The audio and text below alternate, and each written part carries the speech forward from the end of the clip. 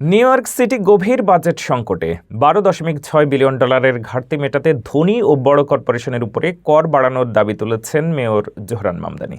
তবে পুনর্নির্বাচনের মুখে থাকা গভর্নর ক্যাথি হুকুল কর বাড়াতে অনিচ্ছুক। ফলে শহর ও রাজ্যের মধ্যে উত্তেজনা বাড়ছে।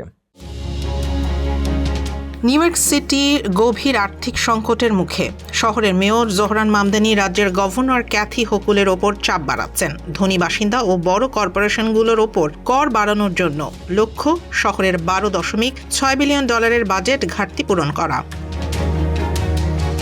মেয়র মামদানির ভাষায় এই সংকটের মাত্রা গ্রেট রিসেশন বা মহামন্দার চেয়েও ভয়াবহ। তিনি বলেন, এ ধরনের সংকটের সমাধান একক কোনো পদক্ষেপে সম্ভব নয়। আমাদের প্রতিটি সম্ভাব্য পথ অনুসরণ করতে হবে। এর মধ্যে রয়েছে শহরের ভেতরে খরচ সাশ্রয়, প্রশাসনিক দক্ষতা বাড়ানো এবং সবচেয়ে ধনী নিউ ইয়র্কবাসী ও সর্বাধিক লাভজনক কর্পোরেশনগুলোর উপর কর বৃদ্ধি। এছাড়া রাজ্য সরকারের সঙ্গে শহরের আর্থিক সম্পর্ক নতুন করে মূল্যায়নের কথাও বলেন মামদানি। তার মতে, দীর্ঘমেয়াদী স্থিতিশীলতার জন্য রাজ্য ও শহরের মধ্যে দায়িত্ব ও সহায়তার ভারসাম্য পুনর্গঠন জরুরি।